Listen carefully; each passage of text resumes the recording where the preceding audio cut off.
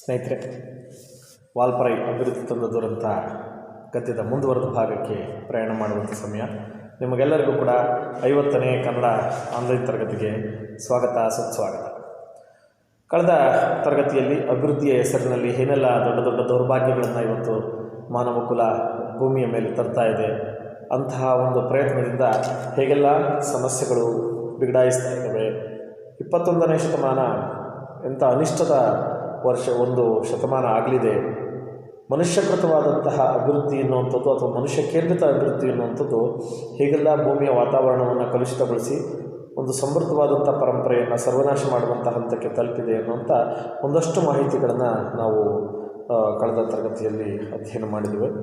ಹಾಗಾದರೆ ಈಗ ನಮ್ಮ ಮುಂದೆ ಕೇವಲ ವಾಲ್ಪರೈ ಏನೆಲ್ಲ ಅಭಿವೃದ್ಧಿಯನ್ನು ಹೆಸರಿನಲ್ಲಿ ಮಾಡ್ಕೊತೋ ಆ ಅಭಿವೃದ್ಧಿ ಹೆಸರಲ್ಲೇ ಅದಕ್ಕಾದಂಥ ಸಮಸ್ಯೆಗಳೆಂಥವು ಮತ್ತು ಆ ಸಮಸ್ಯೆಯ ಪರಿಣಾಮ ಎಂಥದ್ದು, ಮಾನವ ಕೇಂದ್ರಿತವಾದಂಥ ಅಭಿವೃದ್ಧಿಯಿಂದ ಪ್ರಕೃತಿ ಮೇಲಾದಂಥ ಒಂದು ವಿಪರ್ಯಾಸ ಇರ್ತದ್ದು ಅನ್ನೋದನ್ನು ಸೂಕ್ಷ್ಮ ತಿಳ್ಕೊಂಥ ಗದ್ಯವನ್ನು ನಾವು ಮುಂದುವರಿಸೋಣ. ಬನ್ನಿ. ವಾಲ್ಪರೈ ಮಧ್ಯದಲ್ಲಿ ಪುದುತೋಟಂ ಎಂಬ ಒಂದು ಪುಟ್ಟ ತೋಟವಿದೆ. ಪರಿಸರದ ಮೇಲೆ ನಡೆದ ಅತ್ಯಾಚಾರಕ್ಕೆ ಇದು ಸಾಕ್ಷಿಯಾಗಿ ನಿಂತಿದೆ. ಸುಮಾರು 400 ಎಕರೆ ಪ್ರದೇಶ. ತೋಟವನ್ನು ಸೀಳಿರುವ ಡಾಂಬರ್ ರಸ್ತೆಯು ದೂರಕ್ಕೆ ಮಾಗಿದ ಗಾಯದ ಕಲೆಯಂತೆ ತೋರುತ್ತದೆ. ನೆಲೆ ತಪ್ಪಿದ ಸುಮಾರು 30 ಸಿಂಹಬಾಲದ ಕೋತಿಗಳು ಅಲ್ಲಿ ಆಶ್ರಯ ಪಡೆದಿವೆ. ಎಂದೂ ಭೂಸ್ಪರ್ಶವನ್ನೇ ಮಾಡದ ವೃಕ್ಷವಾಸಿಗಳಾಗಿ ಬದುಕು ದೂಡುವ ಆ ವಾನರ ಕುಲಕ್ಕೆ ಅಸಾಧ್ಯ ಸನ್ನಿವೇಶಗಳು ಎದುರಾಗಿವೆ. ವೃಕ್ಷವಾಸಿಗಳಾದ ಕೋತಿಗಳು ಈಗ ಮರದಿಂದ ಮರಕ್ಕೆ ಹಾರುವಂತಿಲ್ಲ. ಬದಲು ನೆಲಕ್ಕೆ ಇಳಿದು ಡಾಂಬರ್ ರಸ್ತೆ ದಾಟಿ ಮತ್ತೊಂದು ಮರ ಹತ್ತಬೇಕು. ರಸ್ತೆ ದಾಟುವ ನಾಗರಿಕ ಬುದ್ಧಿ ಇಲ್ಲದ ಹಲವಾರು ಕೋತಿಗಳು ಈಗಾಗಲೇ ವಾಹನಕ್ಕೆ ಸಿಕ್ಕಿ ಅಂಗವಿಕಲಗೊಂಡಿವೆ. ಅವುಗಳಿಗೆ ಆಹಾರ ನೀಡುತ್ತಿದ್ದ ಮರಗಳು ಕ್ಷೀಣಿಸಿವೆ. ಅವುಗಳಿಗೆ ದಯಾಮೃತ್ಯು ಕರುಣಿಸಲೂ ಕಾನೂನಿನಲ್ಲಿ ಅವಕಾಶವಿಲ್ಲ, ಏಕೆಂದರೆ ಅವು ಕೆಂಪು ಪಟ್ಟಿಯಲ್ಲಿರುವ ಜೀವಿಗಳು. ಬೇರೆಡೆಗೆ ಸ್ಥಳಾಂತರಿಸುವ ಕ್ರಿಯೆಯಲ್ಲೂ ಅಧಿಕ ಸಾವು ನೋವು ಸಹಜ. ಆದ್ದರಿಂದ ವಿಜ್ಞಾನಿಗಳು, ಅರಣ್ಯ ಇಲಾಖೆಯವರು ಅಸಹಾಯಕರಾಗಿದ್ದಾಗೆ ಬದುಕುಳಿಯಲು ಅವು ಊರಿನಂಗಳದ ಕಸದ ತೊಟ್ಟಿಯಲ್ಲಿ ಆಹಾರ ಹುಡುಕುತ್ತಾ ಬದುಕು ನೂಕುತ್ತಿವೆ. ಸ್ನೇಹಿತರೆ, ಎಂಥ ವಿಪರ್ಯಾಸವನ್ನು ನಾವು ಇವತ್ತು ಕಾಣ್ತಾ ಇದ್ದೇವೆ ಅಂತ ಅಂದರೆ, ನಮಗೆ ಗೊತ್ತಿದೆ ಇವತ್ತಿನ ದೌರ್ಭಾಗ್ಯದ ಬದುಕನ್ನು ನಡೆಸ್ತಾ ಇರುವಂಥ ನಾವು ಏನು ನಾಗರಿಕ ಜಗತ್ತಿನಲ್ಲಿ ಉತ್ತುಂಗವಾಗಿ ಬದುಕ್ತಾ ಇದ್ದೀವಿ ಅನ್ಕೊಂತೀವಿ. ಕುಡಿಲಿಕ್ಕೆ ಶುದ್ಧವಾದ ಗಾಳಿ ಇಲ್ಲ, ಅಥವಾ ಕುಡಿಲಿಕ್ಕೆ ಶುದ್ಧವಾದ ನೀರಿಲ್ಲ, ಊಟ ಮಾಡಲಿಕ್ಕೆ ಶುದ್ಧವಾದ ಆಹಾರವಿಲ್ಲ, ಮಲಗಲಿಕ್ಕೆ ಒಂದು ಉತ್ತಮವಾದಂಥ ನೆಮ್ಮದಿಯ ವಾತಾವರಣ ಇಲ್ಲ. ಹಾಗಾಗಿ ಇದೆಲ್ಲ ಸಮಸ್ಯೆಗಳ ನಡುವೆ ನಾವು ನಾಗರಿಕತೆಯನ್ನು ಕಟ್ಕೊಳ್ತಾ ಇದ್ದೇವೆ. ವಾಸ್ತವದಲ್ಲಿ ವಾಲ್ಪರೈಲಿ ಏನಾಯ್ತಪ್ಪ, ಈ ರೀತಿ ದಟ್ಟಾರಣ್ಯವನ್ನೆಲ್ಲ ಕಡಿದು ಕಗ್ಗಾಡನ್ನೆಲ್ಲ ನಾಶ ಮಾಡಿ ಬಟ್ಟ ಬಯಲನ್ನು ಮಾಡಿ ಅಲ್ಲೊಂದು ನಾಗರಿಕತೆಯನ್ನು ಸೃಷ್ಟಿ ಮಾಡಿ ದೊಡ್ಡ ದೊಡ್ಡ ನಗರಗಳನ್ನು ಜೀವಂತಗೊಳಿಸುವಂಥ ಒಂದು ಪ್ರಕ್ರಿಯೆ ನಡೀತು. ಅದರ ಮೂಲಕ ಆದಂಥ ಪರಿಣಾಮ ಎಂಥದ್ದು ಅನ್ನೋದಕ್ಕೆ ವಾಲ್ಪರೈನ ಪುದುತೋಟಂನ ಒಂದು ಸಣ್ಣ ಉದಾಹರಣೆ ಅಥವಾ ಒಂದು ನಿದರ್ಶನ ನಿಮಗೆ ಉತ್ತಮವಾದಂಥ ಕರಾಳ ಮಾದರಿಯನ್ನು ಕೊಡಲಿಕ್ಕೆ ಸಾಧ್ಯ ಇದೆ. ನೋಡಿ, ವಾಲ್ಪರೈ ಮಧ್ಯದಲ್ಲಿ ಪುದುತೋಟಂ ಎಂಬ ತೋಟವಿದೆ. ದೊಡ್ಡ ವಾಲ್ಪರೈ ಅಂದರೆ ಒಂದು ಲಕ್ಷಾಂತರ ಎಕರೆ ಪ್ರದೇಶದಲ್ಲಿರುವಂಥ ವಾಲ್ಪರೈ ಎನ್ನುವಂಥ ಒಂದು ದೊಡ್ಡ ಕಾಡನ್ನು ಸರ್ವನಾಶ ಮಾಡಿದ ಆ ನಾಗರಿಕ ಗರಿಮೆ ಮತ್ತು ಶ್ರೇಷ್ಠತೆ ಅಥವಾ ಏನು ಕೀರ್ತಿ ಅಂತೀರ ಆ ಪತಾಕೆ ಅಂತ ಕಾಣುವಂಥ ಟೀ ತೋಟಗಳಲ್ಲಿ ಒಂದು ಮಧ್ಯದ ಒಂದು ಭಾಗ, ಯಾವುದೋ ಒಂದು ಭಾಗದಲ್ಲಿ ಪುದುತೋಟಂ ಅಂತ ಒಂದು ತೋಟ ಇದೆ. ಪರಿಸರದ ಮೇಲೆ ನಡೆದ ಅತ್ಯಾಚಾರಕ್ಕೆ ಇದು ಸಾಕ್ಷಿಯಾಗಿ ನಿಂತಿದೆ. ಮನುಷ್ಯ ಹೇಗೆಲ್ಲ ಪರಿಸರವನ್ನು ನಾಶ ಮಾಡ್ತಾನೆ, ಪರಿಸರದ ಮೇಲೆ ಯಾವ ರೀತಿ ಆಕ್ರಮಣ ಮಾಡ್ತಾನೆ, ಅವನ ಆಕ್ರಮಣ ಮಾಡುವಂತಹ ಮಾದರಿ ಮತ್ತು ಅವನ ಆಕ್ರಮಣದ ಪರಿಣಾಮ ಎಂಥದ್ದಾಗಿರುತ್ತೆ, ಆ ಪರಿಣಾಮದ ಒಂದು ಪ್ರಖರತೆ ಯಾವ ರೀತಿಯ ಒಂದು ಸ್ಥಿತಿಯನ್ನು ನಮಗೆ ಅನಾವರಣಗೊಳಿಸುತ್ತೆ ಅನ್ನೋದಕ್ಕೆ ಒಂದು ಉತ್ತಮವಾದ ಸಾಕ್ಷಿ ಪುದುತೋಟಂ ಮೇಲೆ ನಡೆದಂಥ ಮನುಷ್ಯನ ಆಕ್ರಮಣ. ಆ ಪುದುತೋಟಂ ನೋಡಿದ ತಕ್ಷಣ ನಮಗನ್ಸುತ್ತೆ, ಮನುಷ್ಯ ಮನಸ್ಸು ಮಾಡಿದ್ರೆ ಭೂಮಿಯನ್ನು ಎಷ್ಟು ಬೇಗ ಬರಡು ಮಾಡಾಕ್ಬಿಡ್ತಾನೆ ಅನ್ನೋದಕ್ಕೆ ಒಂದು ಸಾಕ್ಷಿ. ನೋಡಿ, ಪರಿಸರದ ಮೇಲೆ ನಡೆದ ಅತ್ಯಾಚಾರಕ್ಕೆ ಇದು ಸಾಕ್ಷಿಯಾಗಿ ನಿಂತಿದೆ. ಕಾಲನ್ನು ಇಡಲಿಕ್ಕೆ ಜಾಗವಿಲ್ಲದಂಥ ಪ್ರದೇಶವಾಗಿದ್ದಂತಹ ಆ ಒಂದು ಅರಣ್ಯ ಪ್ರದೇಶದ ಒಂದು ಭಾಗವಾದಂಥ ಪುದುತೋಟಂ ಈಗ 400 ಎಕರೆ ನೇರವಾದಂಥ ತೋಟ, 400 ಎಕರೆ ಬಟ್ಟ ಬಯಲಿನ ತೋಟ. ಒಂದು ಗಿಡಗಳು ಮರಗಳು ಯಾವುದೇ ರೀತಿಯಾದಂಥ ಅರಣ್ಯದ ಒಂದು ಛಾಯೆ ಇಲ್ಲದಂತೆ ಅದನ್ನು ತೋಟವಾಗಿ ಮಾರ್ಪಡಿಸಿದಂಥ ಕೀರ್ತಿ ಮನುಷ್ಯ ಕೇಂದ್ರಿತವಾದಂಥ ವಿಜಯಕ್ಕೆ ಪ್ರಾಪ್ತವಾಗಿದೆ. ತೋಟವನ್ನು ಸೀಳಿರುವ ಡಾಂಬರ್ ರಸ್ತೆಯು ದೂರಕ್ಕೆ ಮಾಗಿದ ಗಾಯದ ಕಲೆಯಂತೆ ತೋರುತ್ತದೆ. ಇನ್ನು ತೋಟವನ್ನು ಒಂದು ಮಧ್ಯದಲ್ಲಿ ಒಂದು ರಸ್ತೆಯನ್ನು ನಿರ್ಮಾಣ ಮಾಡಿದ್ದಾರೆ. ಏಕೆಂದರೆ ಅನೇಕ ತೋಟಗಳನ್ನು ಸಂಪರ್ಕಿಸುವ ಒಂದು ರಸ್ತೆ ಇದೆ. ವಿಶೇಷ ಅಂದರೆ ಪುದು ತೋಟ ಮಧ್ಯದಲ್ಲಿ ಆ ರಸ್ತೆ ಹಾದು ಹೋಗುತ್ತೆ. ಆ ರಸ್ತೆ ಹೇಗೆ ಕಾಣುತ್ತಪ್ಪ ಅಂದರೆ ಹೆಣ್ಮಕ್ಳು ಬೈತಲೆ ತಗೊಂಡಾಗ ಕರಿ ಕೂದಲು ಮಧ್ಯದಲ್ಲಿ ಬಿಳೆ ದಾರಿ ಕಾಣುತ್ತಲ್ಲ, ಕರಿಬೆಟ್ಟದ ಮೇಲೆ ಬಿಳಿ ದಾರಿ ಐತೆ ಅಂತಾರಲ್ಲ, ಆ ರೀತಿ ದೂರದಿಂದ ನೋಡಿದ್ರೆ ಆ ಪುದು ತೋಟ ಮಧ್ಯದಲ್ಲಿ ಯಾರೋ ಒಬ್ಬರು ಬರೆ ಹಾಕಿದ್ದಾರೇನೋ. ಹಚ್ಚ ಹಸಿರಿನ ತೋಟದ ಮಧ್ಯೆ ಕಪ್ಪು ಡಾಂಬರಿನ ಬರೆ. ಇದರ ಅರ್ಥ ಇಷ್ಟೇ, ಪ್ರಕೃತಿಯ ಮೇಲೆ ಮನುಷ್ಯ ಬರೆ ಹಾಕಿದ್ದಾನೆ. ಪದ ನೋಡಿ ಎಷ್ಟು ಸುಂದರವಾಗಿ ಬಳಸ್ತಾ ಇದ್ದಾರೆ. ಆ ಬರೆ ಹಾಕಿದರೆ ಏನೋ ರೀತಿದೆ ನೋಡಿ. ಆ ಸೀಳಿದ ಡಾಂಬರ್ ರಸ್ತೆ ದೂರಕ್ಕೆ ಮಾಗಿದ ಗಾಯದ ಕಲೆ ಅಂತ ಕಾಣುತ್ತದೆ. ಬರೆ ಹಾಕ್ಬಿಟ್ಟು ಚರ್ಮ ಎಲ್ಲ ಸುಟ್ಟೋಗಿ ಆನಂತರದ ಅದು ಮಾಗಿ ಅಲ್ಲೊಂದು ಮಾರ್ಕ್ ಉಳ್ಕೊಳುತ್ತಲ್ಲ, ಶಾಶ್ವತವಾಗಿ ಇಲ್ಲೊಂದು ದಿವಸ ಬರೆ ಹಾಕಿತ್ತು ಅನ್ನೋದಕ್ಕೊಂದು ಮಾರ್ಕ್ ಉಳ್ಕೊಳುತ್ತಲ್ಲ, ಆ ಮಾರ್ಕ್ ಉಳ್ಕೊಳ್ಳೋ ರೀತಿಯಲ್ಲಿ ದೂರದಿಂದ ನೋಡಿದ್ರೆ ತೋಟವನ್ನು ಸೀಳುವಂಥ ಒಂದು ಬರೆ ರೀತಿಯಲ್ಲಿ ಅದು ಕಾಣಿಸ್ತಾ ಇದೆ ನೋಡಿ.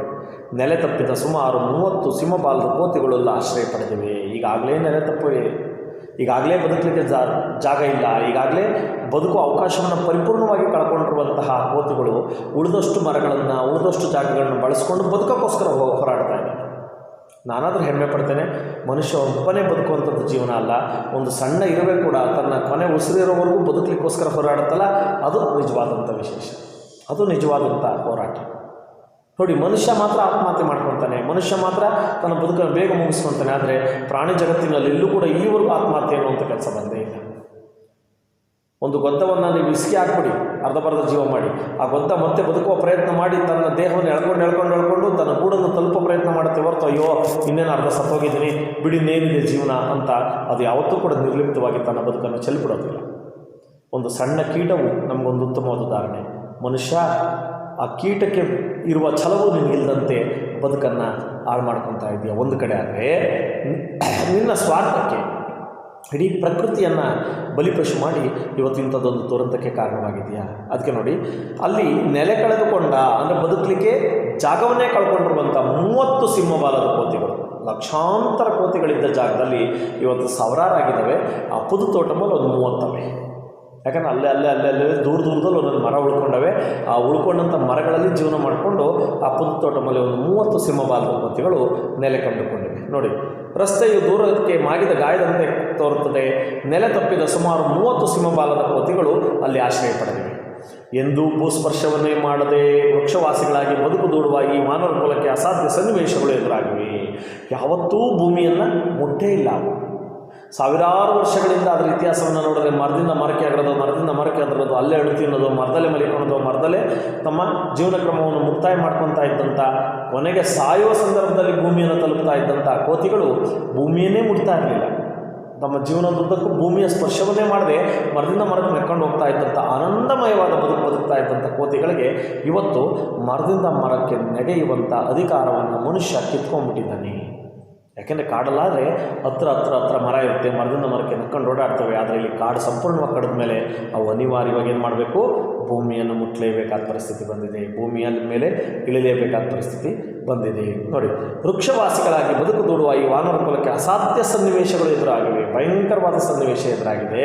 ಏನಪ್ಪ ಅಂದರೆ ಇವು ವೃಕ್ಷವಾಸಿಗಳಾದ ಕೋತಿಗಳು ಈಗ ಮರದಿಂದ ಮರಕ್ಕೆ ನೆಗೆ ಹಾರುವಂತಿಲ್ಲ. ವೃಕ್ಷವಾಸಿ ಅಂದರೆ ಅದಕ್ಕೆ ನಾವು ವಾನರ ಅಂತ ಕರಿತೀವಿ. ವಾನ ನರ ಅಂತ. ವಾನ ಅಂದರೆ ವನ, ನರ ಅಂದರೆ ಮನುಷ್ಯ. ವನದಲ್ಲಿ ವಾಸ ಮಾಡುವ ಮನುಷ್ಯನ ಒಂದು ತಳಿ ಅದು ವಾನರ, ಅದು ಕೋತಿ ಅಂತ. ಅದಕ್ಕೆ ಡಾರ್ವಿನ್ ಹೇಳ್ತಾನೆ ಮಂಗನಿಂದ ಮಾನವ. ಮಂಗನ ಮೂಲ ಪ್ರಭೇದದ ಯಾವುದೋ ಒಂದು ಪ್ರಭೇದ ಬದಲಾವಣೆಯಾಗಿ ಮನುಷ್ಯ ಆಗಿದ್ದೀವಿ. ಮಂಗನ ಮೂಲ ಪ್ರಭೇದ ನಿಮಗೆ ಮಂಗ, ಸಿಂಹಬಾಲದ ಕೋತಿಗಳು, ಚಿಂಪಾಂಜಿ, ಗೊರಿಲ್ಲಾ, ಹೀಗೆ ಅನೇಕ ಪ್ರಭೇದಗಳನ್ನ, ಕಾಡ್ಪಾಪ, ಅನೇಕ ಪ್ರಭೇದಗಳನ್ನ ನೋಡ್ತೀವಿ. ಅದರಲ್ಲಿ ಒಂದು ಪ್ರಭೇದ ಮನುಷ್ಯ ಕೂಡ. ಹಾಗಾಗಿ ಅದು ಇವನು ನರ ನಗರದಲ್ಲಿರೋದಕ್ಕೆ, ಅದು ವಾನರ ಕಾಡಲ್ಲಿರೋದಕ್ಕೆ. ಅರ್ಥ ಆಯ್ತಲ್ಲ. ಆ ವಾನರ ಕುಲಕ್ಕೆ ಒಂದು ದೊಡ್ಡ ಸಮಸ್ಯೆ ಎದುರಾಗಿದೆ. ಆ ಕೋತಿಗಳು ಈಗ ಮರದಿಂದ ಮರಕ್ಕೆ ನೆಗೆಯುವಂತಿಲ್ಲ, ಬದಲಾಗಿ ಅವು ಹಾರುವಂತಿಲ್ಲ. ಬದಲು ನೆಲಕ್ಕೆ ಇಳಿದು ಡಾಂಬರ್ ರಸ್ತೆ ದಾಟಿ ಮತ್ತೊಂದು ಮರ ಹತ್ತಬೇಕು. ಯಾಕೆ ಸರ್ ಅಂತಂದರೆ ಒಂದು ಮರಕ್ಕೂ ಇನ್ನೊಂದು ಮರಕ್ಕೂ 50 ಮೀಟರ್ ದೂರ ಇದೆ ಅಥವಾ 100 ಮೀಟರ್ ದೂರ ಇದೆ. ಅಲ್ಲಿಂದ ಅಲ್ಲಿಗೆ ಕೋತಿ ಆರ್ಲಿಕ್ಕೆ ಆಗೋದಿಲ್ಲ. ಕಾಡಲ್ಲಾದರೆ ಹೊತ್ತೊತ್ತಿಗೆ ಮರ ಇರ್ತಿತ್ತು. ಒಂದು ಮರದಿಂದ ಒಂದು ಮರಕ್ಕೆ ನೆಗಿತಾನೆ ಇರಲಿಲ್ಲ, ನಡ್ಕೊಂಡು ಹೋಗ್ಬಿಡ್ತಾ ಇತ್ತು. ಆ ಕೊಂಬೆ ಹಿಡ್ಕೊಂಡು ನಡ್ಕೊಂಡು ಹೋಗ್ಬಿಡ್ತಾ ಇತ್ತು. ಆದರೆ ಇವತ್ತು ಕಾಡುಗಳನ್ನ ಕಡಿದಿರೋದ್ರಿಂದ ಸಣ್ಣ ಪುಟ್ಟ ಯಾವುದೋ ಒಂದು ಮರಗಳಿದ್ದಾವೆ. ಆ ಮರಗಳು 50 ಅಡಿ 100 ಅಡಿ ಡಿಸ್ಟೆನ್ಸಲ್ಲಿ ಒಂದೊಂದು ಮರ ಇರೋದ್ರಿಂದ ಇಲ್ಲಿಂದ ಅಲ್ಲಿಗೆ ನೆಗಿಬೇಕಾದ ಪರಿಸ್ಥಿತಿ ಬಂದಿದೆ. ಅರ್ಥ ಆಯ್ತಲ್ಲ. ಆ ರೀತಿ ಅವು ಇಲ್ಲಿಂದ ಅಲ್ಲಿಗೆ ನೆಗೆಬೇಕಾದ ಪರಿಸ್ಥಿತಿ ಬಂದಿರೋದ್ರಿಂದ ನೆಗೆಲಿಕ್ಕೆ ಶಕ್ತಿ ಇಲ್ಲದ್ರಿಂದ ಅವು ಅನಿವಾರ್ಯವಾಗಿ ಈ ಮರದಿಂದ ಕೆಳಗಿಳಿದು ರಸ್ತೆ ದಾಟ್ಕೊಂಡು ಆ ಮರ ತನಕ ಹತ್ಕೊಂಡು ಹೋಗ್ಬೇಕು, ನಡ್ಕೊಂಡು ಹೋಗಬೇಕು. ಹಾಗಾಗಿ ಡಾಂಬರ್ ರಸ್ತೆ ದಾಟಿ ಮತ್ತೊಂದು ಮರ ಹತ್ತಬೇಕು. ರಸ್ತೆ ದಾಟುವ ನಾಗರಿಕ ಬುದ್ಧಿ ಇಲ್ಲದ ಹಲವಾರು ಕೋತಿಗಳು ಈಗಾಗಲೇ ವಾಹನಕ್ಕೆ ಸಿಕ್ಕಿ ಅಂಗವಿಕಲಗೊಂಡಿವೆ. ಇದು ವಿಶೇಷ. ಯಾಕೆಂದರೆ ಕಾಡು ಪ್ರಾಣಿಗಳಿಗೆ ನಮ್ಮ ನಾಡಿನ ನಾಗರಿಕ ಬುದ್ಧಿ ಇರೋದಿಲ್ಲ. ಯಾಕೆಂದರೆ ನಿಮ್ಗೆ ಗೊತ್ತಿರಲಿ, ಸಾಕಿರೋ ನಾಯಿಯನ್ನು ಒಂದು ಕ್ಷಣವೂ ಕೂಡ ಅದಕ್ಕೆ ಕುತ್ತಿಗೆಯ ಬೆಲ್ಟನ್ನು ಬಿಚ್ಚದೆ, ಒಂದು ಕೈಯಲ್ಲಿರುವ ಚೈನನ್ನು ಬಿಚ್ಚದೆ ಸಾಕ್ಬಿಟ್ರೆ, ಅದೆಷ್ಟೇ ವಯಸ್ಸಾಗಿರಲಿ ಅರ್ಧ ಗಂಟೆ ಆ ಚೈನನ್ನು ಬಿಟ್ಬಿಟ್ರೆ ಅದು ಯಾವ್ದಾದ್ರು ಲಾರಿಗೋ ಬಸ್ಗೋ ಸಿಕ್ಸಾಕೋಗ್ಬಿಡುತ್ತೆ. ಯಾಕೆಂದ್ರೆ ಅದು ಗೊತ್ತಿಲ್ಲ ತಾನು ಹೆಂಗೆ ಬದುಕಬೇಕು ಅಂತ, ತಾನು ಹೆಂಗೆ ಜೀವನ ಮಾಡಬೇಕು ಅನ್ನೋದು ಅದು ಗೊತ್ತಿಲ್ಲ. ಅರ್ಥ ಆಯ್ತಾ? ಅದೇ ಬೀದಿ ನಾಯಿಗಳು ನೋಡಿ, ಯಾವ ಟೈಮಲ್ಲಿ ಯಾವ ಗಾಡಿ ಬರುತ್ತೆ, ಆ ಗಾಡಿಯಿಂದ ಹೆಂಗೆ ತಪ್ಪಿಸ್ಕೋಬೇಕು ಮತ್ತು ಹೆಂಗೆ ರೋಡ್ ಎಲ್ಲ ಗೊತ್ತಿರ್ತಕ್ಕ ಅನುಭವ. ಆದರೆ ಇಲ್ಲಿ ಆ ವಾನರ ಕೋತಿಗಳಿಗೆ, ಅಂದರೆ ಆ ಕೋತಿಗಳಿಗೆ ನಾಗರಿಕ ಬುದ್ಧಿ ಇಲ್ಲ. ಅಂದರೆ ರಸ್ತೆಯನ್ನು ಹೆಂಗೆ ದಾಟಬೇಕು ಅಂತ ಗೊತ್ತಿಲ್ಲ, ವಾಹನ ಹೆಂಗೆ ಬರುತ್ತೆ ಅಂತ ಗೊತ್ತಿಲ್ಲ, ಬಂದು ವಾಹನದಿಂದ ತಪ್ಪಿಸ್ಕೊಳ್ಳೋದು ಹೆಂಗೆ ಗೊತ್ತಿಲ್ಲ. ಯಾಕೆಂದರೆ ಅದು ಮನುಷ್ಯಕೇಂದ್ರಿತವಾದ ಬುದ್ಧಿ, ಅದು ಈ ಥರದ್ದೆಲ್ಲ. ಆದರೆ ಅವು ಕಾಡಿನ ಪ್ರಾಣಿಗಳು, ಅವಕ್ಕೆ ಇವೆಲ್ಲ ನೋಡಿಲ್ಲ, ಇವೆಲ್ಲ ಹೊಸದು.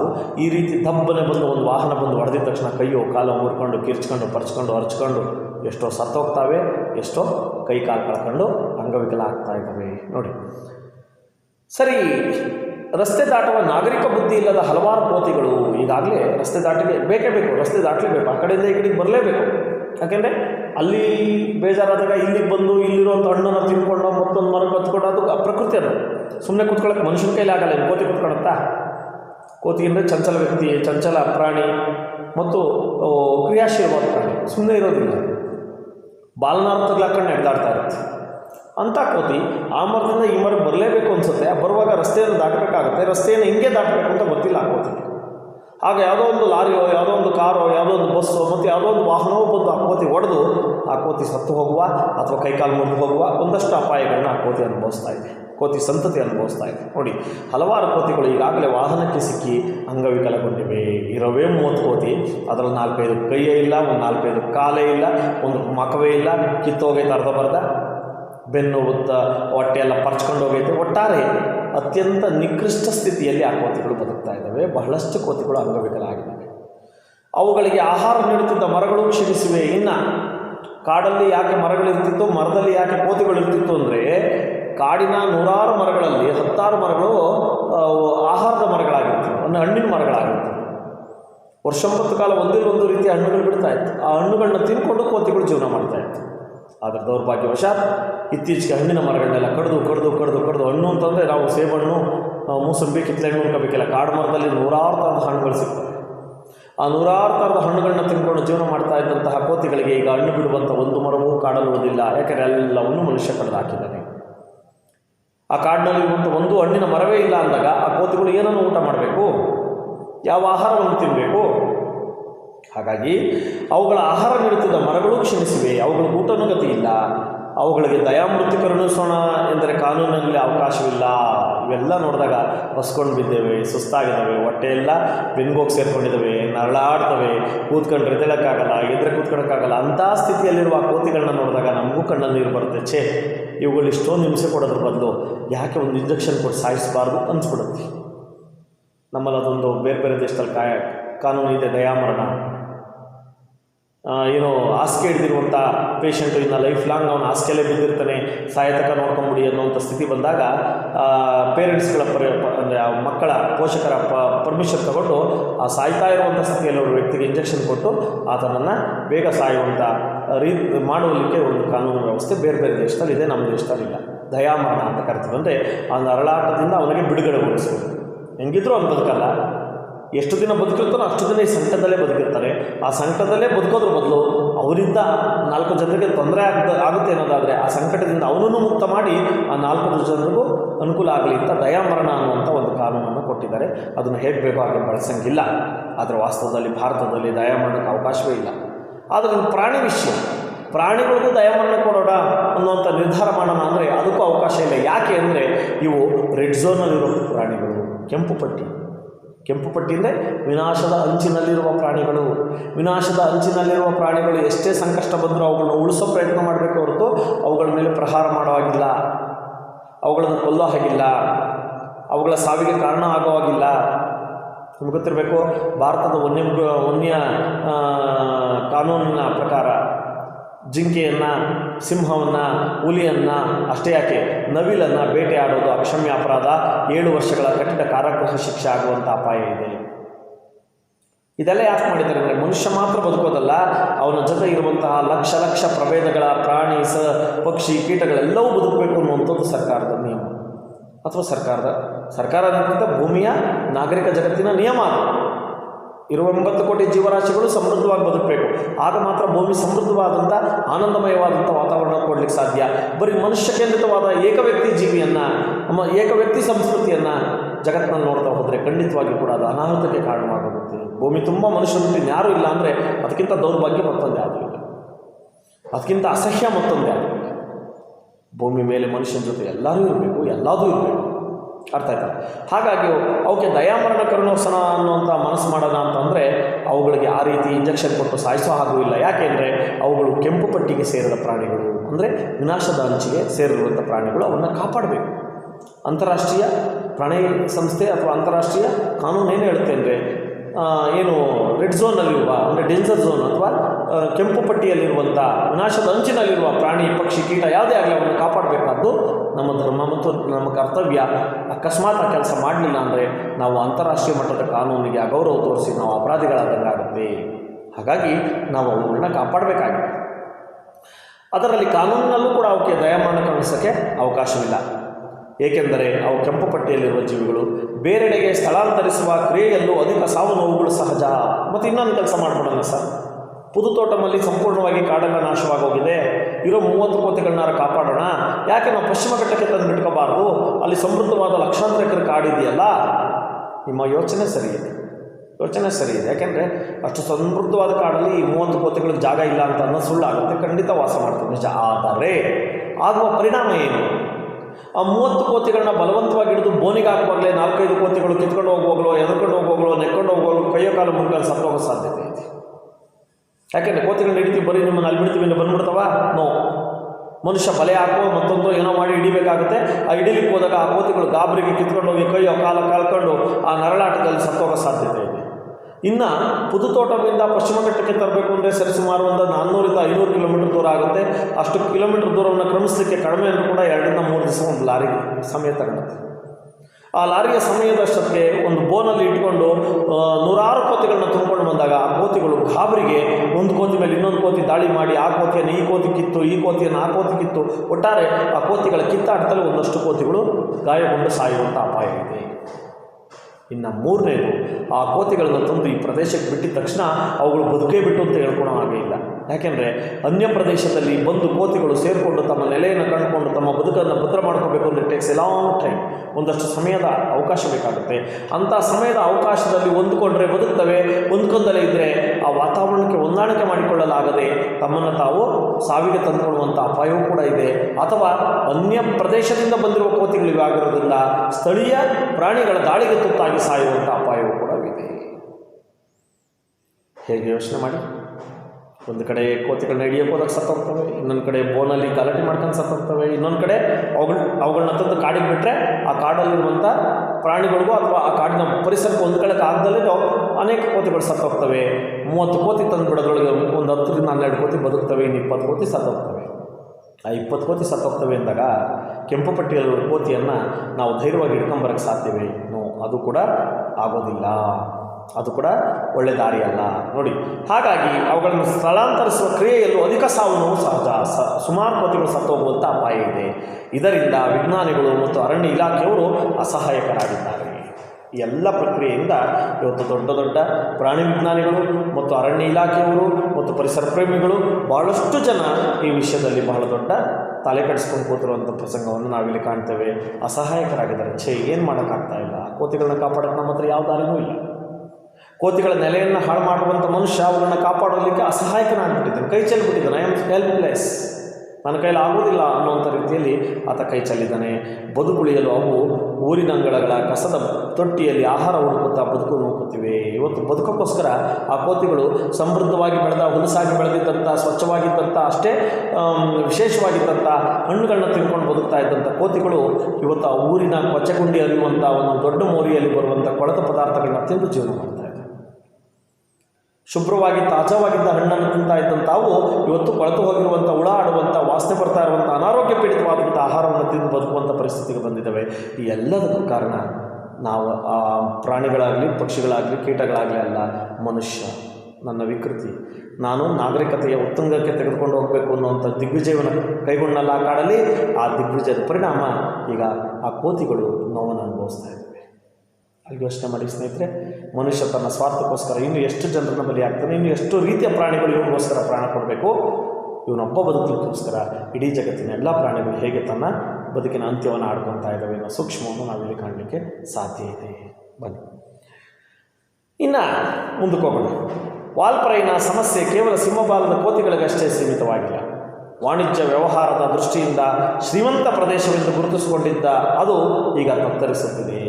ಬರೀ ಪ್ರಾಣಿಗಳಿಗಷ್ಟೇ ಆಗಿಲ್ಲ, ಮಾಡಿದ್ರೂ ಮಹಾರಾಯ ಅಂತ ಒಂದು ಗಾದೆ ಇದೆ. ಮಾಡಬಾರ್ದು ಮಾಡಿದ್ರೆ ಆಗಬಾರ್ದೇ ಆಗುತ್ತೆ. ಉಪ್ಪು ತಿಂದೊಂದು ನೀರು ಕುಡಿಲೇಬೇಕು, ರೊಟ್ಟಿ ಮುಚ್ಚಾಕಿದ ಕಾಲ, ಎಷ್ಟು ಬೇಕು ನಿಮಗೆ ಗಾದೆಗಳು, ಎಷ್ಟು ಬೇಕು ನಿಮಗೆ ಗಾದೆಗಳು. ಹಾಗಾಗಿ ಅದಕ್ಕೆ ತಕ್ಕಂತೆ ಒಂದು ಸೂಕ್ಷ್ಮತೆಯನ್ನು ಇಲ್ಲಿ ತೋರಿಸುವಂಥ ಪ್ರಯತ್ನವನ್ನು ನಮ್ಮ ಲೇಖಕರು ಮಾಡ್ತಾ ಇದ್ದಾರೆ. ವಾಲ್ಪರೈನ ಸಮಸ್ಯೆ ಕೇವಲ ಸಿಂಹಬಾಲದ ಕೋತಿಗಳಿಗಷ್ಟೇ ಸೀಮಿತವಾಗಿಲ್ಲ. ಒಬ್ಬರಿ ಸಿಂಹಬಾಲದ ಕೋತಿಗಳಿಗಷ್ಟೇ ಸೀಮಿತವಾಗಿ ವಾಲ್ಪರೈನ ಅನ್ನುವಂಥದ್ದು ಸಮಸ್ಯೆ ಇದೆ. ಹಾಗಾಗಿ ಇಂಥ ಸಮಸ್ಯೆಯಿಂದ ಸಿಂಹಬಾಲದ ಕೋತಿಗಳು, ಪ್ರಾಣಿಗಳು ಹೋಗಿದ್ದಾವೆ ಅಂತಲ್ಲ, ಬೇರೆ ಥರದ ಸಮಸ್ಯೆಗಳಿಗೂ ಅದು ಕಾರಣ ಆಗಿದೆ. ಏನದು ಅಂದರೆ, ವಾಣಿಜ್ಯ ವ್ಯವಹಾರದ ದೃಷ್ಟಿಯಿಂದ ಶ್ರೀಮಂತ ಪ್ರದೇಶವೆಂದು ಗುರುತಿಸಿಕೊಂಡಿದ್ದಾರು. ವಾಣಿಜ್ಯ ಮತ್ತು ವ್ಯವಹಾರದಲ್ಲಿ ಇಡೀ ಭಾರತದಲ್ಲೇ ವಿಶೇಷವಾದಂಥ ಒಂದು ವಲಯ. ಯಾಕೆಂದರೆ ಅತಿ ಹೆಚ್ಚು ಟೀ ಎಸ್ಟೇಟ್ಗಳು ಮತ್ತು ಅತಿ ಹೆಚ್ಚು ಟೀ ಉತ್ಪಾದನೆ ಮತ್ತು ಅತಿ ಹೆಚ್ಚು ಟೀ ಫ್ಯಾಕ್ಟ್ರಿಗಳಿರುವಂಥ ಜಾಗ. ಹಾಗಾಗಿ ಅಲ್ಲಿ ಲಕ್ಷಾಂತರ ರೂಪಾಯಿ ಟರ್ನ್ ಓವರ್ ಆಗುತ್ತೆ ಅಂತ ಇಡೀ ಭಾರತದಾದ್ಯಂತ ಹೆಸರುವಾಸಿಯಾಗಿದ್ದಂಥ ಪ್ರದೇಶ ವಾಲ್ಪರೈ. ಒಂದು ಕಾಲಕ್ಕೆ ಹೇಗೆ ದಟ್ಟಾರಣ್ಯದಿಂದ ಹೆಸರುವಾಸಿಯಾಗಿತ್ತೋ ಹಾಗೆ ಮತ್ತೊಂದು ಕಾಲಕ್ಕೆ ಅದು ಅತ್ಯಂತ ಶ್ರೇಷ್ಠ ವಾಣಿಜ್ಯ ನಗರ ಅಂತ ಹೆಸರುವಾಸಿಯಾಗಿತ್ತು. ಅವತ್ತಿಗೆ ಲಕ್ಷಾಂತರ ರೂಪಾಯಿ ವ್ಯವಹಾರ ಆಗ್ತಾಯಿತ್ತು. ಜಗತ್ತಿನಾದ್ಯಂತ ಅಲ್ಲಿ ತಯಾರಾದಂಥ ಟೀ ಮತ್ತು ಅಲ್ಲಿ ಸಿದ್ಧ ಮಾಡಿದ ಟೀಯನ್ನು ಜಗತ್ತಿನಾದ್ಯಂತ ಟೀ ಪುಡಿಯನ್ನು ಸಪ್ಲೈ ಮಾಡ್ತಾಯಿತ್ತು. ಅಷ್ಟು ಮಟ್ಟಿಗೆ ಒಂದು ದೊಡ್ಡ ಬೃಹತ್ ಮಾರುಕಟ್ಟೆಯನ್ನು ನಿರ್ಮಾಣ ಮಾಡಿಕೊಂಡು ವಾಣಿಜ್ಯ ಕೇಂದ್ರವಾಗಿ ಬೆಳೆದಂಥ ಕೀರ್ತಿ ವಾಲ್ಪರೈಗೆ ಸಲ್ಲುತ್ತೆ. ಹಾಗಾಗಿ ಶ್ರೀಮಂತ ವ್ಯವಹಾರ ಮತ್ತು ವಾಣಿಜ್ಯ ಕೇಂದ್ರವೆಂದು ಗುರುತಿಸಿಕೊಂಡಿದ್ದ ಅದು ಈಗ ತತ್ತರಿಸುತ್ತಿದೆ. ಉಚ್ಛ್ರಾಯ ಸ್ಥಿತಿಗೆ ಹೋದ್ಮೇಲೆ ಅದಕ್ಕೆ ನಿಜವಾದಂಥ ಒಂದು ಒತ್ತಡಗಳಂಥವು, ನಿಜವಾದಂಥ ಸಮಸ್ಯೆಗಳಂಥವು ಅಂತ ಈಗ ಆ ಊರಿಗೆ ಅರ್ಥ ಆಗ್ತಾ ಇದೆ. ಹೇಗಪ್ಪ? ಅಂತಾರಾಷ್ಟ್ರೀಯ ವಿದ್ಯಮಾನಗಳಲ್ಲಿ ವಾಲ್ಪರೈನ ಆರ್ಥಿಕ ಸ್ಥಿತಿಗತಿಗೆ ಕುತ್ತು ತಂದಿದೆ. ಅಂತಾರಾಷ್ಟ್ರೀಯ ವಿದ್ಯಮಾನಗಳು, ಇಂಟರ್ನ್ಯಾಷನಲ್ ರೂಲ್ಸ್ ಆ್ಯಂಡ್ ರೆಗ್ಯುಲೇಷನ್ಸ್ ಅಥವಾ ಅಂತಾರಾಷ್ಟ್ರೀಯ ಮಟ್ಟದಲ್ಲಾಗುವಂಥ ಘಟನೆಗಳು, ಇಂಟರ್ನ್ಯಾಷನಲ್ ಇನ್ಸಿಡೆಂಟ್ ಅಂತ ಕರಿತೀವಿ. ಏನಾಗಿದೆಯಪ್ಪ, ಬಹಳಷ್ಟು ರೀತಿಯಲ್ಲಿ ಅಲ್ಲಿ ಸಮಸ್ಯೆ ಆಗಲಿಕ್ಕೆ ಸಾಧ್ಯ ಇದೆ. ಏನಪ್ಪ? ಅತಿ ಹೆಚ್ಚು ಟೀಯನ್ನು ಭಾರತದ ಯಾವುದೋ ಒಂದು ಮೂಲೆಯಲ್ಲೇ ಜಾಸ್ತಿ ಬೆಳೀತಾರೆ ಎಂದಾಗ ಆ ಟೀಯನ್ನು ಜಗತ್ತಿನ ಎಲ್ಲ ದೇಶಗಳು ಕೊಂಡ್ಕೊಳ್ತವೆ ಎಂದಾಗ ಆ ಕೊಂಡುಕೊಳ್ಳುವಂಥ ದೇಶಗಳು ಅತಿ ಹೆಚ್ಚು ದುಡ್ಡಿಗೆ ಆ ಒಂದು ಟೀಯನ್ನು ಕೊಂಡ್ಕೋಬೇಕಾಗುತ್ತೆ. ಆಗ ಆ ದೇಶಗಳ ಯೋಚನೆ ಏನಾಗಿರುತ್ತೆ ಅಂದರೆ, ಭಾರತದಿಂದ 500 ರೂಪಾಯಿ 600 ರೂಪಾಯಿ ಕೊಟ್ಟು ಒಂದು ಕೆಜಿ ಟೀ ತರಿಸೋದ್ರ ಬದಲು ನಾವೇ ಯಾಕೆ ಟೀ ಗಿಡಗಳನ್ನ ಬೆಳಿಬಾರ್ದು ಅಂತ ಯೋಚನೆ ಶುರುವಾಗುತ್ತೆ. ವಾಸ್ತವದಲ್ಲಿ ಯುರೋಪ್ ಖಂಡದಲ್ಲಿ ಒಂದಷ್ಟು ತೆಳುವಾದಂತಹ ವಾತಾವರಣ ಇರೋದ್ರಿಂದ, ಅಂದರೆ ಅಷ್ಟು ಶುಷ್ಕವಲ್ಲ, ನಮ್ಮಷ್ಟು ಉಷ್ಣವಲಯ ಅಲ್ಲದೇ ಇರೋದ್ರಿಂದ ಟೀ ಬೆಳೀಲಿಕ್ಕೆ ಪ್ರಶಸ್ತವಾದ ಜಾಗವನ್ನು ನಾವು ಪಾಶ್ಚಿಮಾತ್ಯ ದೇಶಗಳಲ್ಲಿ ಕಾಣ್ತೇವೆ, ಯುರೋಪ್ ಖಂಡದಲ್ಲಿ ಕಾಣ್ತೇವೆ. ಆ ಯುರೋಪ್ ಖಂಡದ ವಾತಾವರಣಕ್ಕೆ ತಕ್ಕಂತೆ ಟೀ ಬೆಳಿಬೋದು ಅಂತ ಗೊತ್ತಾಗಿದ ತಕ್ಷಣ ಅವರೇನು ಮಾಡೋದು, ಅವ್ರವ್ರ ದೇಶದಲ್ಲೇ ಟೀ ಬೆಳೆಯೋದಕ್ಕೆ ಶುರುವಾಗ್ತಾರೆ. ಇಡೀ ಜಗತ್ತಿನ ಎಲ್ಲ ಟೀಯನ್ನು ತಾವು ಬೆಳೆಯೋಕ್ಕಾಗ್ದಲೇ ಇದ್ರು, ಅಥವಾ ಭಾರತದಿಂದ ತರಿಸ್ಕೊಳ್ಳೋಷ್ಟು ಟೀಯನ್ನು ಬೆಳೆಯೋಕ್ಕಾಗ್ದಲೇ ಇದ್ರು, ಭಾರತದಿಂದ ತರಿಸ್ಕೊಳ್ಳೋದು ಒಂದು ಅರ್ಧ ಪಟ್ಟು ಟೀಯನ್ನು ನಾವು ಬೆಳ್ಕೊಂಡ್ರೆ ಇನ್ನು ಅರ್ಧ ಇಂಡಿಯಾದಿಂದ ತರಿಸ್ಕೊಳ್ಳೋಣ, ಮಿಕ್ಕಿದ ನಮಗೆ ಇಲ್ಲಿ ಉಪಯೋಗ ಆಗುತ್ತಲ್ವ. ಹೇಗೆ ನಾವು ಮೇಕ್ ಇನ್ ಇಂಡಿಯಾ ಅನ್ನೋಂಥ ಹೆಸರಲ್ಲಿ ದೇಶವನ್ನು ಸದೃಢಗೊಳಿಸಲ್ಟಿದ್ದೀವೋ, ನಿರ್ಭರ ಭಾರತ ಅನ್ನುವಂಥ ಹೆಸರಿನಲ್ಲಿ ಭಾರತವನ್ನು ಸಮೃದ್ಧಗೊಳಿಸುವಂಥ ಪ್ರಯತ್ನಕ್ಕೆ ಕೈ ಹಾಕಿದೀವೋ, ಹಾಗೆ ಆಯಾ ದೇಶಗಳು ಆಯಾ ದೇಶದ ಆರ್ಥಿಕತೆಗೆ ಬೇಕಾಗುವಂಥ ಪೂರಕವಾದ ಯೋಚನೆಯನ್ನು ಮಾಡ್ತವೆ. ಆ ದೃಷ್ಟಿಯಿಂದ ಇಲ್ಲಿ ಸಹಜವಾಗಿ ಅವೇನು ಮಾಡ್ತವೆ, ತಮಗರಿವಿಲ್ಲದಂತೆ ನಮ್ಮ ದೇಶದಲ್ಲೇ ಯಾಕೆ ಉತ್ಪಾದನೆ ಮಾಡಬಾರ್ದು ಅಂತ ಒಂದು ಸಣ್ಣ ಪ್ರಮಾಣದಲ್ಲಿ ಶುರು ಮಾಡಿದಂತಹ ಆ ಒಂದು ಟೀ ಉದ್ಯಮ ಅನ್ನುವಂಥದ್ದು ಬೃಹದಾಕಾರವಾಗಿ ಬೆಳೆದು ಅನೇಕ ದೇಶಗಳು ಭಾರತದಿಂದ ಟೀ ತರಿಸ್ಕೊಳ್ಳೋದನ್ನು ನಿಲ್ಲಿಸ್ತಾ ಇದ್ದಾವೆ. ಯಾಕೆಂದರೆ ತಾವೇ ವಿಶೇಷವಾಗಿ ಟೀಯನ್ನು ಬೆಳೀತಾ ಇದ್ದಾವೆ. ಟೀಯನ್ನು ತಾವೇ ಬೆಳೆಯಲಿಕ್ಕೆ ಶುರುವಾದಾಗ ಭಾರತದ ಟೀ ಎಸ್ಟೇಟ್ಗಳಿಗೆ ಮತ್ತು ಭಾರತದ ಟೀ ಫ್ಯಾಕ್ಟ್ರಿಗಳಿಗೆ ಬೇಡಿಕೆ ಕಡಿಮೆ ಆಗುತ್ತೆ. ಆ ಬೇಡಿಕೆ ಕಡಿಮೆ ಆದಾಗ ಉತ್ಪಾದನೆಯಾದ ಅಷ್ಟು ಟೀ ಎಲ್ಲುಳಿಯುತ್ತೆ, ಗೋದಾಮಿನಲ್ಲಿ ಉಳಿಯುತ್ತೆ. ಆ ಗೋದಾಮಿನಲ್ಲಿ ಆ ಟೀ ಉಳಿದಾಗ ಅಂಡರ್ ದಿ ಲಾಸ್ ಅಲ್ಲಿರುವಂಥ ಫ್ಯಾಕ್ಟ್ರಿ ಏನಾಗುತ್ತೆ, ಲಾಸಿಗೆ ಬರುತ್ತೆ, ಅಷ್ಟೇ ನಷ್ಟಕ್ಕೆ ಬರುತ್ತೆ. ಆ ನಷ್ಟಕ್ಕೆ ಬಂದಂತಹ ಆ ಫ್ಯಾಕ್ಟ್ರಿ ಮುಚ್ಚೋಗುವ ಸಾಧ್ಯತೆಯೂ ಇದೆ. ಅಲ್ಲಿರುವ ಕಾರ್ಮಿಕರು ಬೀದಿ ಬಿಕಾರಿಗಳಾಗುವಂಥ ಅನಿವಾರ್ಯ ಕೂಡ ಸೃಷ್ಟಿಯಾಗುವಂಥ ಅಪಾಯ ಇದೆ. ಹೀಗೆ ವಿಶ್ವದ ಮಾರುಕಟ್ಟೆಯಲ್ಲಿ ನೋಡಿ ಅನೇಕ ಅಂತಾರಾಷ್ಟ್ರೀಯ ವಿದ್ಯಮಾನಗಳು ವಾಲ್ಪರೈನ ಆರ್ಥಿಕ ಸ್ಥಿತಿಗತಿಗೆ ಕೂತು ತಂದಿವೆ. ಇಂಥ ಘಟನೆಗಳು ಅನೇಕ ವಿದ್ಯಮಾನಗಳು ವಾಲ್ಪರೈ ಪ್ರದೇಶದ ಒಂದಷ್ಟು ಉದ್ಯಮದ ಮೇಲೆ ಒಂದು ಕೆಟ್ಟ ಪರಿಣಾಮವನ್ನು ಬೀರ್ತಾ ಇದ್ದಾವೆ. ಬೇಡಿಕೆ ಕಡಿಮೆ ಆಗ್ತಾ ಇದೆ, ಟೀ ದಾಸ್ತಾನು ಜಾಸ್ತಿ ಆಗ್ತಾ ಇದೆ, ಕಾರ್ಮಿಕರಿಗೆ ಸಂಬಳ ಕೊಡಲಿಕ್ಕೆ ದುಡ್ಡಿಲ್ಲ, ತಯಾರಾದ ಟೀ ಮಾರಾಟ ಆಗ್ತಾ ಇಲ್ಲ, ಇತ್ಯಾದಿ ಅನೇಕ ಸಮಸ್ಯೆಗಳಿಗೆ ಅದೀಗ ಕಾರಣ ಆಗ್ತಾ ಇದೆ. ವಿಶ್ವ ಮಾರುಕಟ್ಟೆಯಲ್ಲಿ ಚಹಾ ಬೇಡಿಕೆ ಕುಸಿದಿದೆ, ಗೊತ್ತಾಗಿದೆ. ಆರೋಗ್ಯದ ವಿಚಾರದಲ್ಲಿ ಚಹಾ ಸೇವನೆ ಅಷ್ಟೊಂದು ಒಳ್ಳೆಯದಲ್ಲ ಅಂತ ಗೊತ್ತಾದಂಥ ಅನೇಕ ದೇಶಗಳಲ್ಲಿ ಚಹಾ ಕುಡಿಯೋರ ಸಂಖ್ಯೆ ಕಡಿಮೆ ಆಗ್ತಾ ಇದೆ. ಇನ್ನು ಕೆಲವರು ಮಣ್ತನ ಇದ್ದೇ ಇರುತ್ತಲ್ಲ, ಇನ್ನು ಕೆಲವರು ಏನು ಮಾಡ್ತಾರೆ, ಬರೀ ಇಂಡಿಯಾದಿಂದ ಟೀ ತರಿಸ್ಕೊಳ್ಳೋದೇನೈತೆ, ನಮ್ಮ ದೇಶದಲ್ಲೇ ಟೀ ತಯಾರು ಮಾಡೋಣ ಅಂತಂದು ಗಿಡ ನೆಟ್ಟು ಅಲ್ಲೇ ಟೀನ ಬೆಳೆಯೋದ್ರಿಂದ ಭಾರತದ ಟೀಗೆ ಅಂತಾರಾಷ್ಟ್ರೀಯ ಮಾರುಕಟ್ಟೆಯಲ್ಲಿ ಬೇಡಿಕೆ ಕುಸಿಯುತ್ತಿದೆ. ನೋಡಿ, ಚಹಾ ಬೇಡಿಕೆ ಕುಸಿದಿದೆ, ರಫ್ತು ಇಳಿಮುಖಗೊಂಡು ಚಹಾ ತೋಟಗಳು ನಷ್ಟದಲ್ಲಿವೆ. ಇವತ್ತು ಬೇರೆ ಬೇರೆ ದೇಶಗಳಿಗೆ ಕಳಿಸ್ತಾ ಇದ್ದಂಥ ಟೀ ರಫ್ತಿನ ಪ್ರಮಾಣ ಕಡಿಮೆಯಾಗಿ, ಗಣನೀಯವಾಗಿ ಕಡಿಮೆಯಾಗಿ ಇವತ್ತು ಪ್ರತಿಯೊಂದು ಫ್ಯಾಕ್ಟ್ರಿಗಳು ಕೂಡ ಇವತ್ತು ನಷ್ಟದಲ್ಲಿ ತಮ್ಮನ್ನು ತಾವು ತುಂಬಿಸ್ಕೊಂಡ್ಬಿಟ್ಟಿದ್ದಾವೆ ಅನ್ನೋವಂಥದ್ದು, ನಷ್ಟದಲ್ಲಿವೆ. ಬದುಕುಳಿಯಲು ತೋಟದ ಮಾಲೀಕರು ಉತ್ಪಾದನಾ ವೆಚ್ಚವನ್ನು ಕಡಿತಗೊಳಿಸುವ ಅನಿವಾರ್ಯತೆಯಲ್ಲಿದ್ದಾರೆ. ನಾವು ಬದುಕಬೇಕು, ಉಳಿಬೇಕು, ಇನ್ನೂ ಕಾರ್ಮಿಕರನ್ನ ಉಳಿಸಬೇಕು, ಅಥವಾ ಕಾರ್ಮಿಕರನ್ನ ಇಟ್ಕೊಂಡು ಇನ್ನೂ ಫ್ಯಾಕ್ಟ್ರಿ ನಡೆಸಬೇಕು ಅನ್ನೋ ಛಲ ಇರುವಂಥ ವ್ಯಕ್ತಿಗಳು ಏನು ಮಾಡ್ತಾ ಇದ್ದಾರೆ, ಆಪ್ಷನ್ ಕೊಡ್ತಾ ಇದ್ದಾರೆ. ಏನು, ನಿಮಗೆ 1000 ರೂಪಾಯಿ ಸಂಬಳ ಕೊಡೋಕ್ಕಾಗಲ್ಲ, 500 ರೂಪಾಯಿ ಕೊಡ್ತೀವಿ, ದಿನಕ್ಕೆ 200 ರೂಪಾಯಿ ಕೂಲಿ ಕೊಡೋಕ್ಕಾಗಲ್ಲ, 100 ರೂಪಾಯಿ ಕೊಡ್ತೀವಿ, ಬಂದ್ ಮಾಡಿದ್ರೆ ಮಾಡಿ, ಬಿಟ್ಟರೆ ಬಿಡಿ. ಯಾಕೆಂದರೆ ನನ್ನ ಫ್ಯಾಕ್ಟ್ರಿ ಇವತ್ತು ನಷ್ಟದಲ್ಲಿದೆ, ಆ ನಷ್ಟದಲ್ಲಿದ್ದರೂ ಕೂಡ ನಾನು ಯಾಕೆ ನಡೆಸ್ತಾ ಇದ್ದೀನಿ, ನಿಮಗೋಸ್ಕರ. ನಾನು ಇವತ್ತೇ ಫ್ಯಾಕ್ಟ್ರಿನ ಮುಚ್ಚಾಕ್ಬೋದು, ಫ್ಯಾಕ್ಟ್ರಿನ ಮುಚ್ಚಾಕ್ಬಿಟ್ಟು ನನಗೇನು ಬೇಕೋ ಹಂಗೆ ಮಾರ್ಕೊಂಡು ಹೋಗ್ಬೋದು. ಆದರೆ ನಿಮಗೋಸ್ಕರ ನಾನು ಈ ನಷ್ಟವನ್ನು ಕಡಿಮೆ ಮಾಡ್ಕೊಳ್ಳೋಕ್ಕೋಸ್ಕರ ನಾನು ನಿಮಗೆ ಕಡಿಮೆ ಕೂಲಿ ಕೊಡ್ತೀನಿ ಅಂತ ಇದರ ಪರಿಣಾಮವೂ ಕೂಡ ಕಾರ್ಮಿಕರ ಮೇಲೆ ಆಗುವಂಥ ಪರಿಸ್ಥಿತಿ ಇದೆ. ನೋಡಿ, ಉತ್ಪಾದನಾ ವೆಚ್ಚ ಅಂದರೆ ಅದನ್ನು ತಯಾರು ಮಾಡಲಿಕ್ಕೆ ಬೇಕಾಗುವ ಕೂಲಿ, ಮಾನವ ಶಕ್ತಿಗೆ ಕೊಡುವ ಕೂಲಿಯನ್ನು ಕಡಿಮೆ ಮಾಡುವ, ಕಡಿತಗೊಳಿಸುವ, ಅರ್ಧ ಮಾಡುವ, ಅಥವಾ ಒಂದು 30% ಕಡಿತ ಮಾಡೋದು, 40% ಮಾಡೋದು, ಹೀಗೆ ಒಂದಷ್ಟು ನಿಯಮಬದ್ಧವಾಗಿ ಅವರ ಸ್ಯಾಲ್ರಿಯಲ್ಲಿ ಒಂದಷ್ಟು ಕಡಿಮೆ ಪ್ರಮಾಣದಲ್ಲಿ ಅಮೌಂಟನ್ನು ಕೊಡುವಂಥ ಅಥವಾ ಕಡಿಮೆ ಮಾಡಿಕೊಡುವಂಥ ಪ್ರಯತ್ನಗಳನ್ನ ಮಾಡ್ತಾ ಇದ್ದಾರೆ. ಬರುವ ಸಂಬಳಕ್ಕೆ ಒಂದಷ್ಟು ಸಮಸ್ಯೆಗಳನ್ನು ನಿಭಾಯಿಸಿಕೊಳ್ಳುವ ಕಮಿಟ್ಮೆಂಟ್ ಮಾಡ್ಕೊಂಡಿರುವಂಥ ವ್ಯಕ್ತಿ ಬರುವ ಅರ್ಧ ಸಂಬಳ ಬರೋಲ್ಲ ಅಂದರೆ ಅವನು ಹೆಂಗೆ ಜೀವನ ಮಾಡ್ತಾನೆ ನೀವು ಯೋಚನೆ ಮಾಡಿ. ಅವನು ಹೇಗೆ ಜೀವನ ಮಾಡಲಿಕ್ಕೆ ಸಾಧ್ಯ? ಇಂಥ ಅನೇಕ ಸಮಸ್ಯೆಗಳು ಅಲ್ಲಿ ತಲೆದೋರ್ತಾ ಇದ್ದಾವೆ. ಯೋಚನೆ ಮಾಡಿ, ಒಂದು ಕಾಲಕ್ಕೆ ಸಮೃದ್ಧವಾಗಿದ್ದಂಥ ವಾಲ್ಪರೈ ಅನ್ನುವಂಥ ಅರಣ್ಯ ನಂತರದಲ್ಲಿ ವಿಜೃಂಭಣೆಯ ವಾಣಿಜ್ಯ ಕೇಂದ್ರವಾಗಿ ಇವತ್ತು ಅದೇ ಕೇಂದ್ರದಲ್ಲಿ ಆಗ್ತಾ ಇರುವಂಥ ವಿಚಿತ್ರಕಾರಿಯಾದಂಥ ಸಮಸ್ಯೆಗಳಿರ್ತವೆ ನೋಡಿ. ಹಾಗಾಗಿ ಮಾಲೀಕರು ಅವರ ವೇತನವನ್ನು ಕಡಿಮೆ ಮಾಡುವಂಥ ಅನಿವಾರ್ಯತೆಯಲ್ಲಿದ್ದಾರೆ. ಜನರು ನಿರ್ವಹಿಸುತ್ತಿದ್ದ ಕೆಲಸಗಳನ್ನು ಯಾಂತ್ರೀಕರಣ ಮಾಡಲು ಮುಂದಾಗಿದ್ದಾರೆ. ಯಾಕೆಂದರೆ ಕಡಿಮೆ ಸಂಬಳ ಕೊಡ್ತೀವಿ ಅಂದ ತಕ್ಷಣ ಜನ ಕೆಲಸ ಮಾಡೋದಿಲ್ಲ, ಬದಲಾಗಿ ಹೋರಾಟ ಮಾಡ್ತಾರೆ. ಕೆಂಪು ಪಟ್ಟಿ ಕಟ್ಕೊಂಡು ಹೋರಾಟ ಮಾಡ್ತಾರೆ, ಕೊನೆಗೆ ಬ್ಲಾಕ್ ಪಟ್ಟಿ ಕಟ್ಕೊಂಡು ಹೋರಾಟ ಮಾಡ್ತಾರೆ. ಸಾಧ್ಯ ಆದರೆ ಕಾರ್ಮಿಕರೆಲ್ಲರೂ ಒಗ್ಗಟ್ಟಿನಿಂದ ಫ್ಯಾಕ್ಟ್ರಿಗಳಿಗೆ ನುಗ್ಗಿ ಹೋರಾಟ ಮಾಡ್ತಾರೆ. ಸರ್ಕಾರದ ಗಮನವನ್ನು ಸೆಳೆಯೋದಕ್ಕೆ ಒಂದಷ್ಟು ಸಮಸ್ಯೆಗಳನ್ನ ನಿರ್ಮಾಣ ಮಾಡ್ತಾರೆ.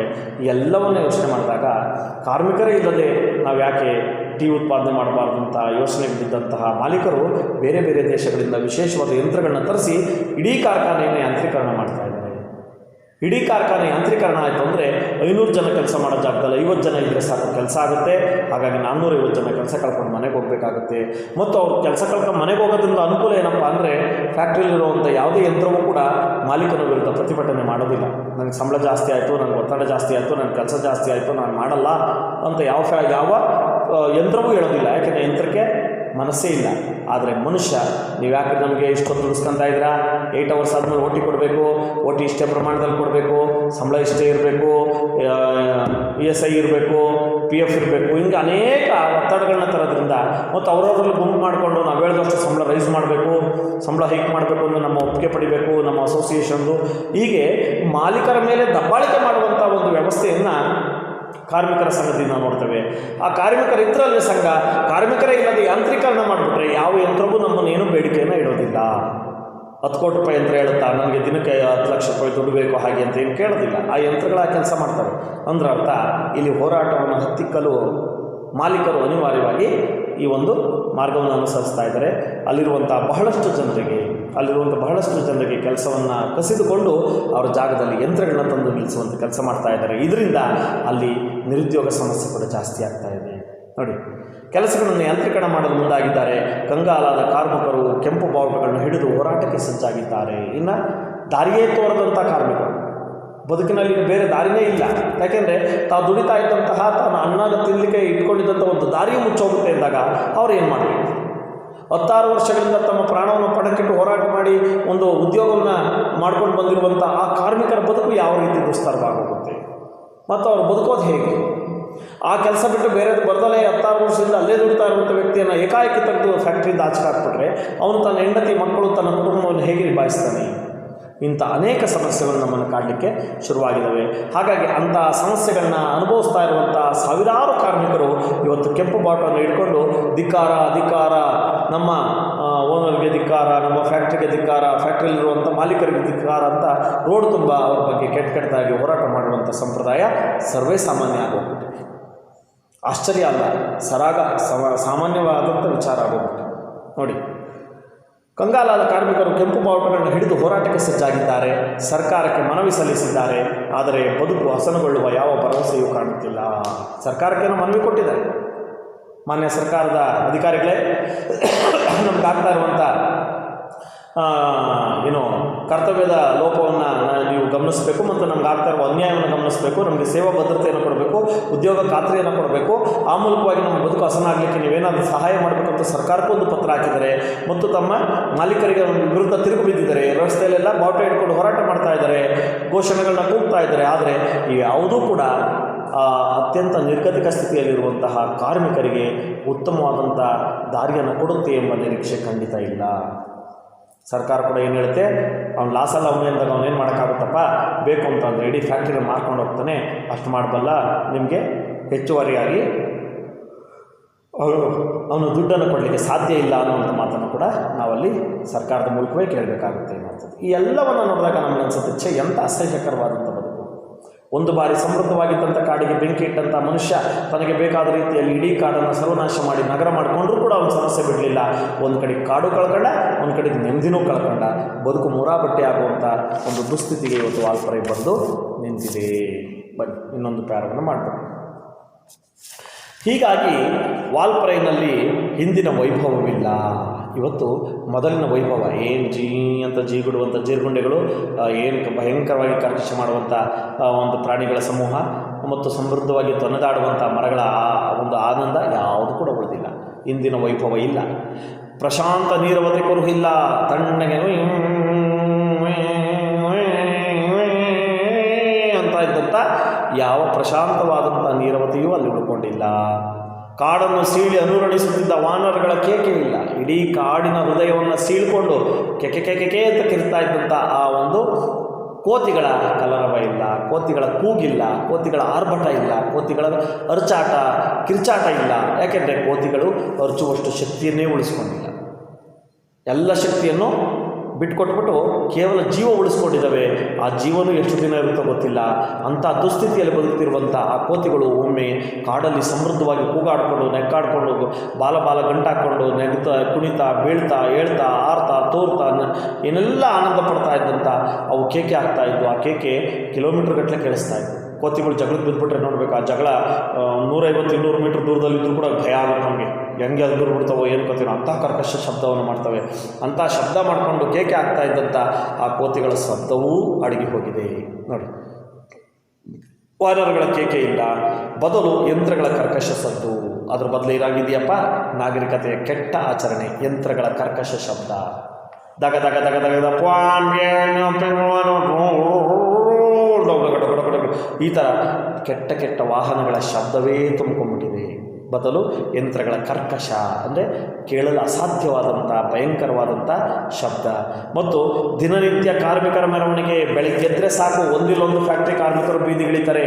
ಧಿಕ್ಕಾರ ಧಿಕ್ಕಾರ, ಮಾಲೀಕರಿಗೆ ಧಿಕ್ಕಾರ, ಧಿಕ್ಕಾರ ಧಿಕ್ಕಾರ, ಸರ್ಕಾರಕ್ಕೆ ಧಿಕ್ಕಾರ, ಧಿಕ್ಕಾರ ಧಿಕ್ಕಾರ, ಮ್ಯಾನೇಜರ್ಗೆ ಧಿಕ್ಕಾರ. ಹೀಗೆ ಸಾವಿರಾರು ಘೋಷಣೆ ಕೇಳಿ ಕೇಳಿ ಕೇಳಿ ಕೇಳಿ ಅಲ್ಲಿನ ಜೀವನ ಯಾವತ್ತು ಸರಿ ಹೋಗುತ್ತೋ ಅನ್ನಿಸ್ಬಿಟ್ಟು ಅಷ್ಟು ಅಸಹ್ಯಕರವಾದಂಥ ಪರಿಸ್ಥಿತಿಯನ್ನು ಇವತ್ತು ಅಲ್ಲಿನ ಮಾಲೀಕ ವರ್ಗ ಕಾರ್ಮಿಕ ವರ್ಗ ಅನುಭವಿಸ್ತಾ ಇದೆ.